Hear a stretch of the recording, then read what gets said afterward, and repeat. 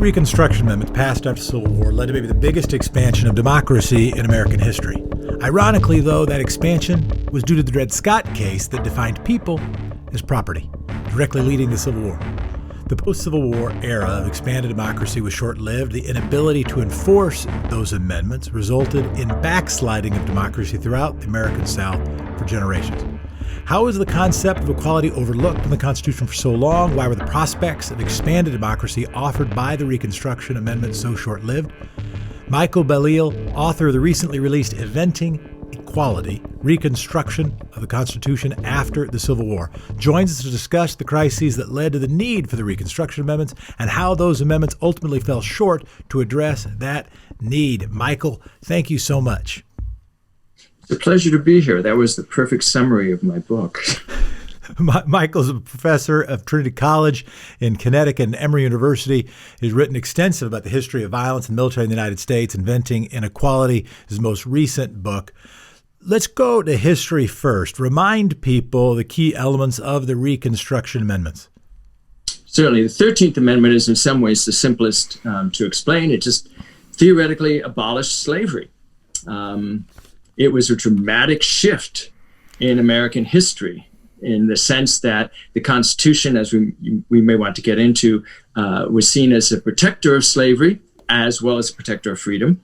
And the Civil War, of course, was fought over slavery. The 13th Amendment just said, flat out, no more slavery. The 14th Amendment is where we get really interesting, in my opinion, because it was an effort to correct the most glaring error in the Constitution, which was the failure to define citizenship. And if you forgive me, I just want to read the opening of this amendment because it really is one of the most beautiful sentences in legal history. It's, we the people of the United States, in order to form, my memory. All persons born or naturalized in the United States and subject to the jurisdiction thereof are citizens of the United States in the state wherein they reside. No state shall make or enforce any law which shall abridge the privileges or immunities of citizens of the United States, nor shall any state deprive any person of life, liberty, or property without due process of law, nor deny to any person within its jurisdiction the equal protections of the law. This is an absolutely all-inclusive mandate for legal equality in the United States. And it was followed by the 15th Amendment, which sought to prevent governments denying the right to vote based on race, color, or any previous servitude. So it was an effort to ensure that all Black men would be able to vote in future elections. Professor of mine, Larry Tribe, is a constitutional law professor. He, one of his crusades, that might be too strong. One of the points he made is that the Privilege and Immunities Clause should be the clause that is used to provide the underpinning of much of what we put the into the Equal Protection Clause. That the Privilege and Immunities Clause should have meaning, should have content, and that in fact it has been the composition, the largely conservative composition of the United States Supreme Court that has kept the Privilege and Immunities Clause from having the meaning it might have otherwise. So biggest expansion of democracy alongside Dred Scott. Keep telling us that story. It's repeatedly, and this would become a pattern, they repeatedly threatened to walk. They would rather that there be no United States of America than that there would be a United States of America that limited the expansion of slavery. They discussed it, they argued about it, they made ridiculous deals like the ThreeFifths Compromise. They shouted at each other. One of my favorite passages is when Gouverneur Morris of New York gets up and says, wait a minute, if we're going to count slaves as people, then they must have rights of every other person, as our preamble will say. If we are going to count them as property, then we in New York should be able to count our horses and our oxen. Which are they? And this notion of 3/5, which is an arbitrary number they just sort of pull out of the air, was a way of saying, well, they're people, so we can count them in terms of our representation, but they're property, so they don't have any of the rights that we claim for ourselves. So they knew it, they argued about it, and again, if you look at the debates between the Federalists and Anti-Federalists, They saw the contradictions. They knew this would create problems. There were a lot of warnings that they would lead to a possible civil war. And this is in 1787, 1788. So there's no secret here. And if we jump forward to the Missouri Compromise of 1819, 1820, when Jefferson warned that slavery was a fire bell in the night, that it threatened the very survival of our Union unless we could find some resolution, everyone involved knew that this single contradiction could tear the country apart, but they couldn't figure out how to resolve it. How do you have slavery and freedom? I want to get back to the Supreme Court, but I also want to ask, why now? How come this book at this moment? Wow. That's an excellent question. And there's a short answer, which is I've been living it my whole life, thinking about it my whole life. Finally had time to write it. Yeah, and it is the case. I really needed the time because I think it's a huge issue and I wanted to get it as correct as I possibly could. It took me 5 years as it is to write it. But I grew up in Los Angeles and saw when I was a kid the fires over Watts when there was the riots or insurrection. Yeah. My mother, single mother, couldn't get a credit card until the Supreme Court ruled in 1971 that women could get credit cards in their own names. She was a secretary. She had to sue for promotions and she lost. I was surrounded by this system. I had two close family friends, Lutz and Heinz. They were a gay couple. What they were doing was illegal. And I remember my parents explaining it, my mother explaining it to me, that we couldn't talk about it because it was illegal. I don't know how everyone in my generation isn't obsessed with this issue, to be honest. And so I finally had this issue being the origins of inequality, either in humanity or in this country. Oh, it's nice that you stretched it out to humanity. Yes, because I spent a lot of time and removed an entire chapter of my book that discussed the intellectual origins of inequality, looking back to philosophers from Aristotle through David Hume and John Locke. It is a deep issue, and I think it's fundamental to this country, and I think it's fundamental right now. Why do so many Americans still embrace inequality?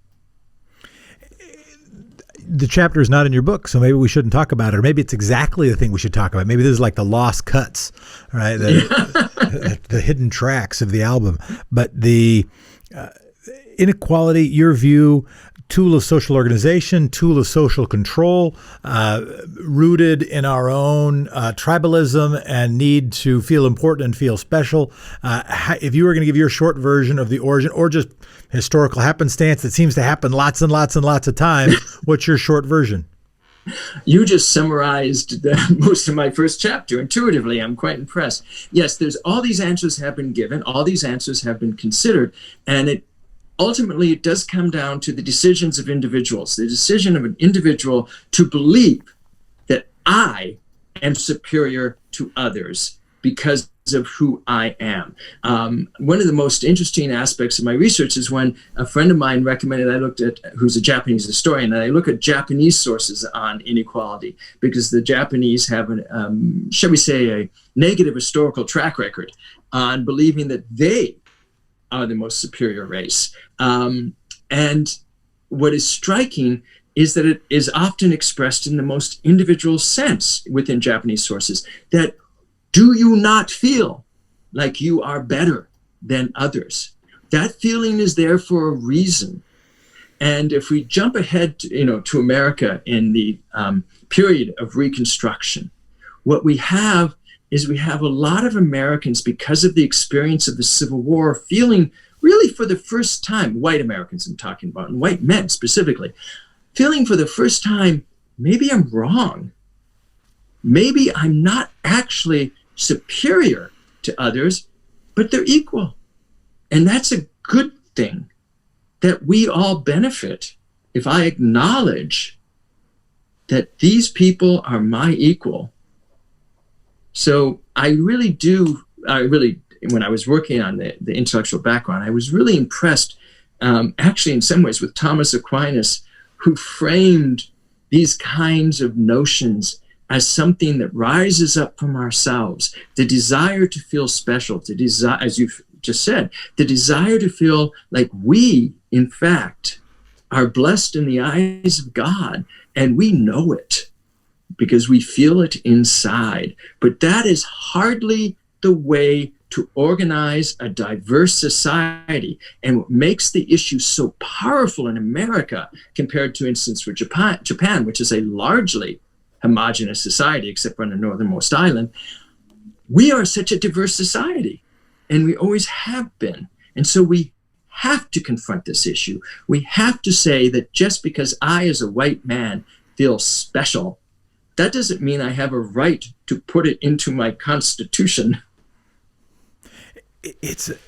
I have had a dialogue in my own head that if I thought it was worth talking to the leaders of white supremacist movements who do it on the basis of trying to preserve or advance their idea of American culture, to try to pivot that. And it is related to, I think, one of the more important speeches that Barack Obama ever gave, where he helped tell the arc of the American story as one that in fact moves towards justice, and to try to get, hey, listen, if you want to root for this country, if you want patriotism, if you even want to root for Whitey, right, the best, coolest thing Whitey could ever do is figure out not to have dominance and oppression be the primary sort of defining trait of that tribe.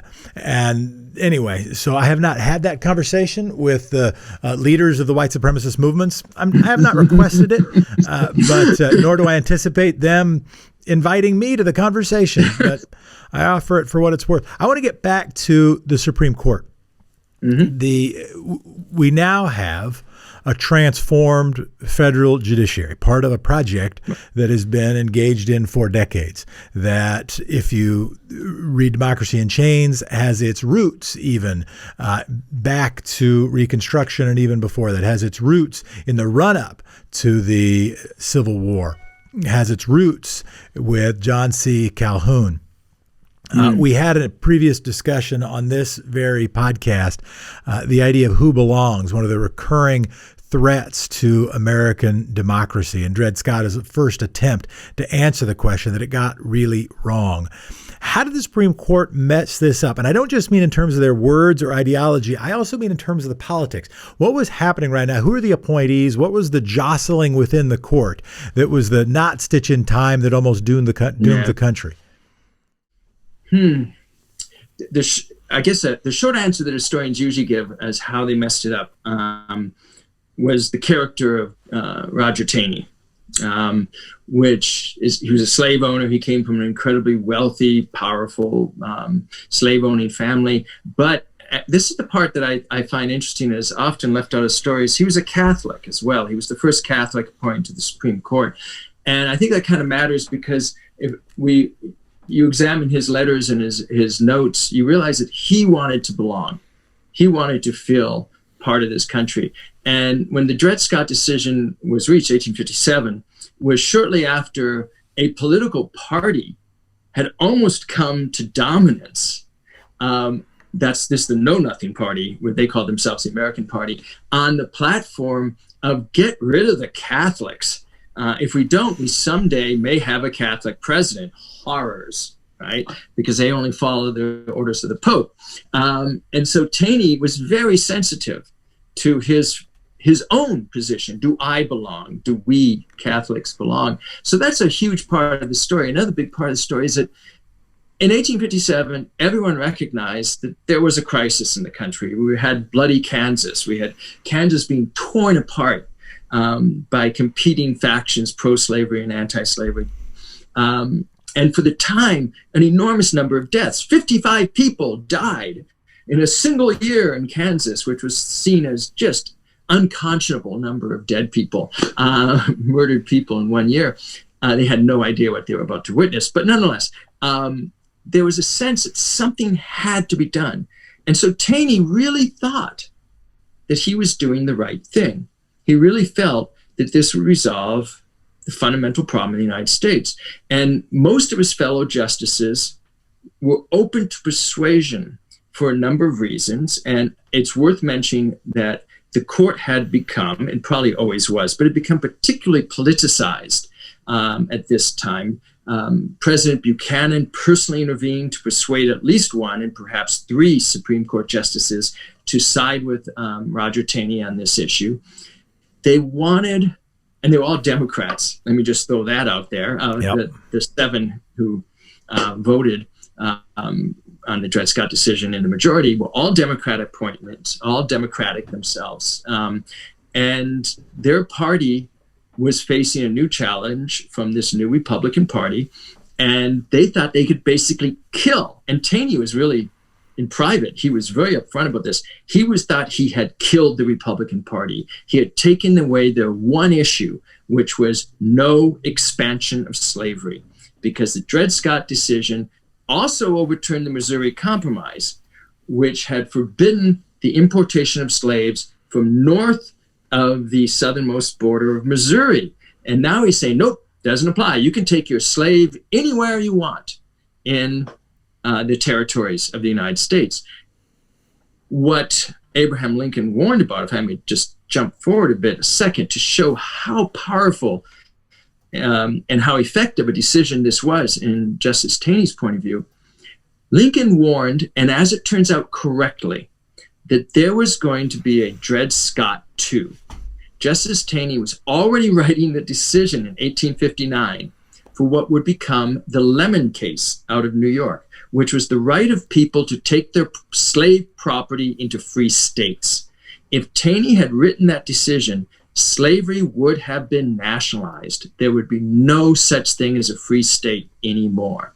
So this decision grew out of the desire of the Democratic Party and its members, including on the Supreme Court, to resolve what they saw as the fundamental constitutional issue in favor of slavery. And that would end the debates. It would unite the country around supporting and defending slavery. The history is so troubling, and it gets back to my Galen Erso question, right? Thomas Jefferson as Galen Erso is a character. I had to think of it. I had to look it up actually. Is the character in Rogue One who gets the Kyber crystals ready to really make the Death Star able to destroy planets. But embedded within it, he puts the weakness that enables Luke Skywalker several movies and decades previous to be able to, but not in movie time, to be able to destroy it. Now, this idea of slavery being one of the United States' original sins, right? And the tension over it, the ideological tension, the moral tension, the organizing tension, the human tension, as something that has defined our politics from before, whether you take the starting line as the 1620 Project, as New York Times did, or move it forward to the Dred Scott decision. Does that overstate the case? Does it overstate the case that really the only way to understand the United States is start with the original sin of slavery, which we've never gotten over? And is that if you were going to teach somebody from another planet how to understand United States history, would there be a better starting place than the debates over slavery, or is that just our view because we're talking about your? Is that just my thought because we're talking about your book? Well, having taught in public universities and colleges, which is like teaching students from another planet, I can attest to the fact that it is exactly the place to start, which is, in my opinion, which is to discuss slavery. I think the finest work of history ever is Edmund Morgan's American Freedom, American Slavery. He starts also in 1619, because for him, the only way we can understand the American Revolution even occurring is to understand that the Southern elite had set up a system that would keep their working class in control, so that they could launch this revolution with confidence that they wouldn't be attacked from below, as it were, that their workers would not take the revolutionary ideas and run with it. Now, of course, there's a lot more to American history than that original sin, but we can't really understand what happened on the grand sweep of American history, I would argue, up until this election, without understanding the roots of inequality. I think Thomas Paine actually put it best in Common Sense, which he said, if you plant a tree and it has a split in it, the tree will grow in half, into two parts. You have to address the flaw in the original planting. And for us as Americans, the flaw in our original planting is found in the Constitution, in that contradiction between not defining citizen, promoting freedom, promoting slavery. But I like your idea that Jefferson may have known at some level. I mean, there may have been some part, and I can think of a few letters he wrote through his life, especially the ones to Edward Coles and to his nephew, and also to Meriwether Lewis, in which he suggests that he intended that opening in a Declaration of Independence to fire future generations. And Jefferson always wanted, he was a bit cowardly, to be honest, in this regard. He always wanted future generations to solve the problem, right? But he was confident they would. He was confident they would return to his words, his better words, and they would find the support they needed to combat inequality.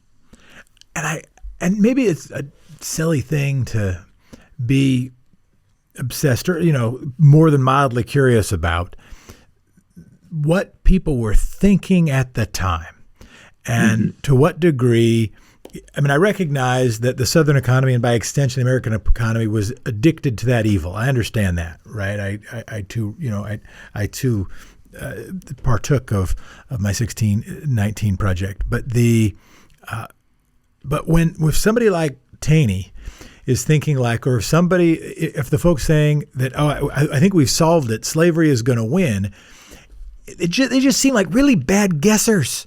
If you didn't have to look, it just seemed like really bad guessers. Like it's hard for me to imagine when you have Great Britain abolishing the Slave Trade Act in the early 1800s. You have Denmark in the late 1700s barring the import of slaves. This stuff is happening. Spain does it in the 18 teens, and the Netherlands and Sweden and France all do it in the 18 teens. And here is decades later, right, us still having this same conversation. And are there really, like, it had to seem to me that anybody paying attention, I mentioned Jefferson, but there's got to have been people who are like, listen, this ain't going to last. We might be able to do this evil thing for a long time, but we're getting away with something here and it ain't going to last forever. But you're saying that they thought they were going to win that argument. This was going to be the country that had slavery forever for 250 years. It is hard for me to imagine that a person paying any attention to what was happening in the world or read even a stitch of the Bible would have actually thought that was going to last. Yes, and all I can do is recommend QAnon to you. I think it's the same, because we mustn't forget that, as Frederick Douglass pointed out, supporting slavery required that the Southern elite violate every tenet of the Constitution. There was no free speech in the South under slavery. There was no freedom of assembly. There was no true freedom of religion. None of these things existed. They lived, I think the language is now we refer to the internet bubbles, that we only read what we agree with. Well, every single Southern newspaper was pro-slavery. Every single one. Now, you can find lots of people who knew full well that they were wrong. Lots of people, even who served within the Confederacy, knew they were wrong. And they knew that they were on the wrong side of history, as it were. But they couldn't imagine how to tear themselves away from the system that they had created. And I emphasize that. Senator Cotton recently referred to slavery as a necessary evil. Evil, yes. Necessary, no. There were a lot of people who recognized that slavery was not required, including Jefferson Davis's own brother, and Thomas Jefferson's nephew, and this guy Thomas Coles, who was a friend of his. They moved north, with their slaves, freed their slaves, helped to set them up on their own farms. Horatio Gates in the Revolution did the same thing. There were lots of alternatives available. But the southern states from 1822 roughly, that's the Seamen's Act is the reason I picked that, from 1822 on, the southern states would not allow it. They even outlawed manumission. They even outlawed freeing the slaves because they were so terrified that far too many people would take this path. And the greatest exemplar of that are the Grimke sisters. They were basically, their father was, I think he was on the South Carolina Supreme Court. I think I have that right. They were driven out of Charleston and out of the South because they dared to question the morality of slavery. There was no room for that. And they wanted to free their personal slaves, and they weren't allowed to. So, yes, people knew, and yes, you're right. I think that most of them, well, I don't know if that's fair. I think many of them realized that now this wouldn't last. But as Frederick Douglass said after the Civil War, if we had not had the Civil War, slavery would have continued for another 100 years just from inertia. People being afraid of change. Whose quote is it that there is? I'm gonna screw up the quote as well as not be able to cite the speaker or the writer who said that it is easy to get somebody to believe a lie if their income depends upon it, and and it's hard for somebody to persuade them of the opposite. Right. Let's talk about war. Okay. The run up to the Civil War. Dred Scott, 1857? Yep. How that is, and again, the tectonic movement of history of the middle 19th century, middle 1800s in this country, again, which pieces feel inevitable because it's sort of as you said, the grand sweep of history, and which things seemed dictated by events, right? Was Abraham Lincoln essentially an inevitable figure, or did things happen because of him? Was the timing of the Civil War? Well, that was just kind of the zeitgeist in the world, right? Even though, they're 18 teens, they start changing slave trade laws. A lot of abolition of slavery still wasn't happening until the 1840s, 1850s in other countries as well, even countries whose economies were not as connected to slavery as the American South was. So as you think about how the Dred Scott decision led to led to the run up to the Civil War, how do you think about it? It's a good question again. This is one place where I really agree with Edmund Burke, which is that true change follows cultural change. I find it truly remarkable the degree to which the culture of the United States went through what I believe may have been the most significant shift in our history in a decade or less. So in 1857, the Republican Party, it was formed in 1854. They put up their first presidential candidate in 1856, John C. Fremont. He did well for first time out. But there were no guarantees. The Democrats controlled everything, including the Supreme Court. Justice Taney's decision, the Supreme Court had spoken, as President Buchanan insisted. Once the Supreme Court spoke, we must follow its decision. And most Americans agree with that. So there was every reason to believe that things would continue as they were. Lincoln, it could have been someone else. Lincoln was in many ways unique for his time. He is one of the most admirable people I know in American history because... How well did you know him? Yeah. I have envy. There's a lot of us who wish we got a chance to meet the guy. Yeah, absolutely. I think he's, you remember the old test from 2000, who would you rather have a beer with? I would rather have a beer with Abraham Lincoln than probably any president in American history. I think there'd probably be no one as much fun and as interesting as Abraham Lincoln. He had a style.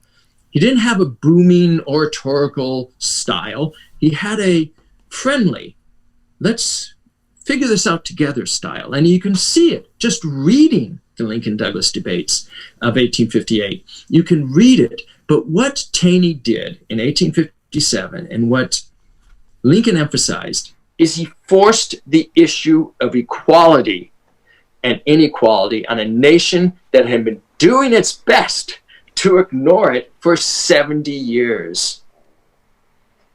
That is dramatic. In other words, and I agree with Frederick Douglass. If he hadn't done that, if he had just sort of wiggled out of the Dred Scott decision on a technicality in some way, things would have just persisted. But he confronted everyone with this issue. Which side are you on? And as Lincoln said, Taney showed us the inherent flaws in our political and legal system and in our society. And no one did a better job of showing it. There's a reason why a losing candidate for the United States Senate in Illinois became the presidential nominee in 1860, because no one expressed the crisis the country faced better than Abraham Lincoln. Does the timeline of the Civil War change? Does the Civil War itself change but for the Dred Scott decision? Oh, yeah, absolutely. I think there's no doubt about that. The country was definitely in a crisis. There was definitely confusion, uncertainty about the way forward. Again, Bloody Kansas really confronted the American public with the issue that there was really violence behind this sentiment in favor of inequality. But again, we had a president who was doing almost nothing, James Buchanan. Until recently, he was rated the worst president in American history because of his inability to respond to a national crisis. No other president would be like that. And then the 1860 election. Imagine without the Dred Scott decision, we probably wouldn't have had Abraham Lincoln, because Lincoln built his candidacy around the Dred Scott decision. We probably would have had someone like William Seward of New York, who was always open to compromise, who was perfectly willing to accept slavery as long as certain criteria were agreed to. And it would have just, I mean, again, it's counterfactual, who can know, but I don't find the indicators of a mass shift that we do because of the Dred Scott decision. And we could see it in letters of young men enlisting in the Union Army in 1861, who write that we have no choice. It's been forced upon us. This is the way they perceived it in the North. It was forced upon us. The Supreme Court had made an evil decision, siding with inequality, siding with slavery. I want to stick with war. Not only the run-up, but the aftermath, and how that led to the progression of equality in the country. That, well, heck, I'll cite a good friend of mine's favorite movie, and the reason it's a favorite movie, he does not view it as a white savior story, but which is the movie Glory, that he says that because the only virtuous, the only heroic thing that the white soldier can do for redemption is be redeemed by blood, is to die. Spoiler alert at the end of the movie. And as we think about the growth of comfort, political support for growing ideological awareness of rising equality in the country, including the Reconstruction Amendments, connect black soldiers fighting in the Union Army as connected to the rising understanding of human equality? I'm so glad you asked that question. And by the way, Glory is one of my favorite movies as well. I think it's absolutely beautiful. The most wonderful part of my research experience in my entire life was when years ago, while researching my people's history of the U.S. military, I read diaries and letters of common soldiers, white soldiers in the Union Army, encountering black people for the first time. They had literally never met black people. And many of them start the war with deeply racist views, traditional views, acceptance of the ideology pro-slavery ideology put forth by the Southern elite, that these were inferior people, they were lazy, they were stupid, etc. But as they moved south, they met slaves, and they found that nothing they had been told was true. It was obvious that their masters had treated them brutally. They could see that. The letters are full of descriptions of people who had limbs cut off because they had run away, noses cut off, faces scarred. It's grotesque, I assure you. And anyone who wants to know what slavery was really like should look at the Grimke sisters' Slavery as It Is, which is a compilation of runaway slave ads, among other things, in which the slaves are described and their scarring from various tortures are included by the slave owners, because that's how you identify them. So they knew that this benign mythology of slavery as a positive system was nonsense. But they also found that the slaves were pious, hardworking, kind, and remarkably courageous. And then once Lincoln allowed the enlistment of black troops with the Emancipation Proclamation, another myth was shattered, for they were excellent soldiers, 250,000 excellent soldiers and loyal comrades. The contrast, with the traitorous Confederates, and we must never forget that from the point of view of the Union soldiers, they were fighting traitors. They would not let it go. These people, they may be white and they may be superior, but they're trying to kill us. And as I worked on this book, Inventing Equality, I realized there was another obvious part of the story I should have seen sooner. The shifting attitudes of black Americans, those who wore the Union uniform, as Stephen Douglas said. They quickly threw aside the self-loathing that racism had taught them. And we mustn't forget that any black person, free or slave, lived in a society that constantly told them how inferior they were. But wearing that uniform taught them that they deserved respect, and they never lost it. And I say that with confidence, having read diaries and letters and memoirs right through to the end of the century. Those who did not serve, black people who did not serve, took pride in the heroism of these soldiers and sailors, and they felt like they too had contributed to the cause of freedom, which damn well should be the cause of America. This is how they felt. But there's a third aspect to the story, which only hit me as I was writing the book. Third aspect to the black experience of the Civil War that I have not seen discussed anywhere else. The slaves learned for the first time that not all white people are monsters. They're not monsters of hypocrisy. And I really mean that, because every white person pretty there much... was a lot of evidence to the contrary. Yes. Yes. But when they met Union soldiers, they found they were treated with respect. They were treated with kindness. White soldiers volunteered to teach their black comrades to read, and then they put white soldiers, common soldiers, privates, corporals, played a key role in setting up schools for the freed slaves and their children, a project that continued when hundreds of northern white women came south to set up classrooms of equality. I think it really matters that black people learned that they had allies who were white, because this country owes a lot to the kindness and forgiveness shown by black Americans for what they've suffered through.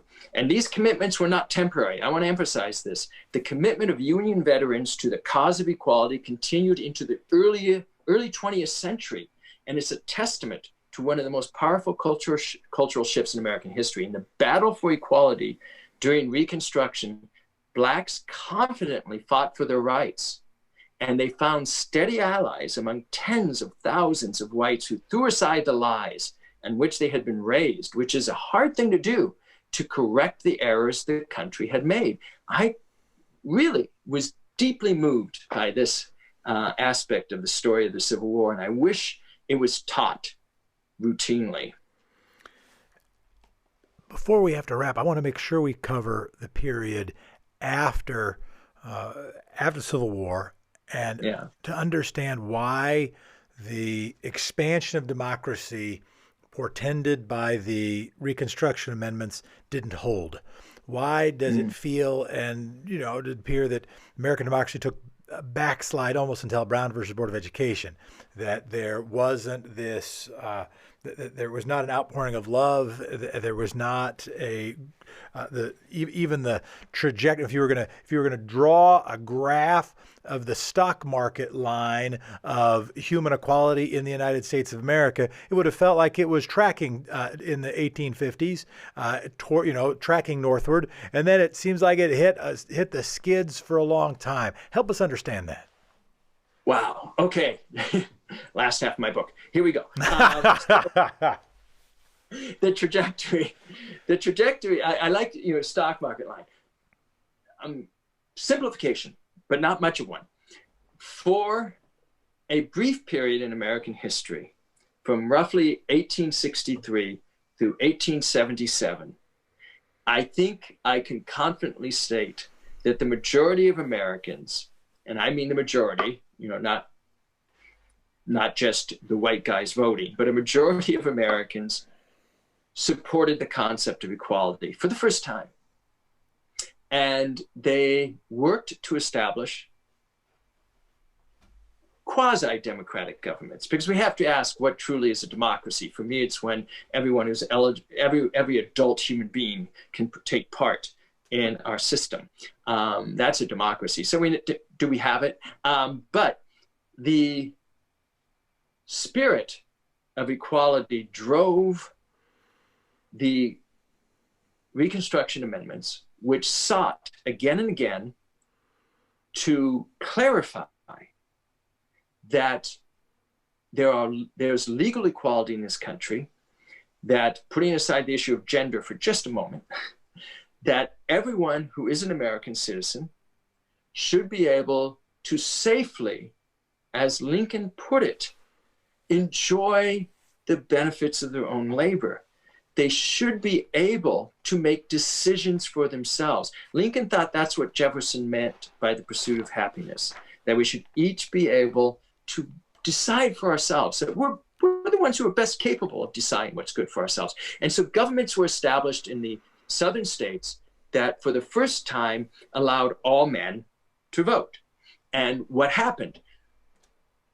Blacks overwhelmingly voted Republican, of course, but so did apparently a very significant plurality of whites, because it wouldn't have been enough outside of South Carolina and Mississippi for just black voters to establish Republican governments. They found, according to the voting records, white districts were still voting for Republicans.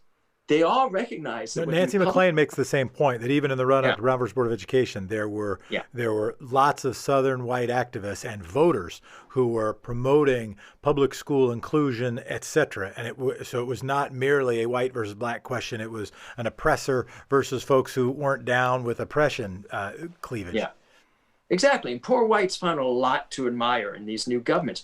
Public education, first public schools along the Gulf were set up by these Reconstruction governments. And one could go on and on. But the general trend was an acceptance of this notion that the suffrage should be open to all men. And it drove into the 15th Amendment so that blacks in the North, because after all, blacks in several northern states couldn't vote either, including like Lincoln's own Illinois. This changed. It changed throughout the country. And the Republicans enjoyed enormous electoral victories, which indicate that the public was voting with the party of equality. So this is a general upward trend. But then what comes is violence. Violence is what undermined equality. The Southern white supremacists recognized that they would never gain power again if democracy continued. So they had to end democracy. They just had to. And the way to do that was to intimidate or kill. And I'm quoting actually from at least 3 Southern leaders, that we must either intimidate or kill our opponents. They didn't hesitate. There were assassinations of Republican leaders across the South.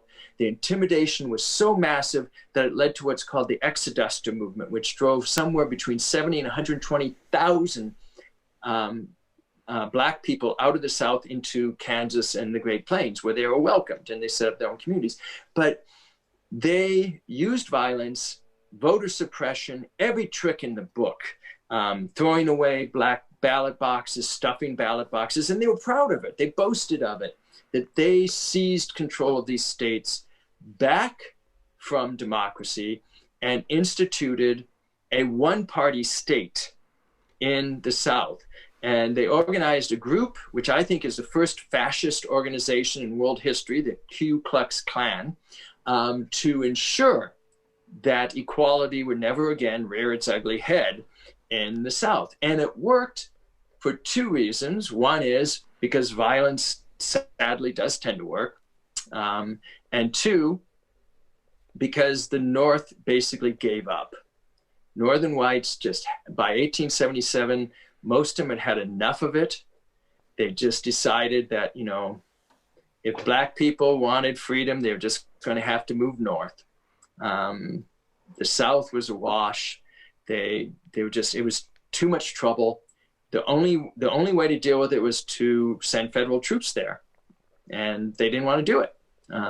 It was too expensive. It was too much trouble. And this is one of the great tragedies, of course, in American history. The North gave up. The North got tired. The anti-slavery forces were like, "Hey, listen, we were willing to, you know, let Ferris Bueller die, but we're not going to, you know, wage another, you know, we're not going to keep going until the battle for equality is truly won." Yes, that's exactly true. There were those. I mean, I want to emphasize there were still lots of people battling for equality throughout this period, mostly women, because the other sort of subtext to why the North gave up is because women kept insisting that they should be included in this notion of equality. And basically, and again, I'm simplifying a bit, most white men in the North didn't want to include them. And so, so not only they got tired, but they started saying, "Uh-oh, we're going to be facing a double front conflict here, and eventually it's going to take Donald Trump to maybe save us 100 years from now, 150 years from now." So, because it takes 50 years for women's suffrage to take hold.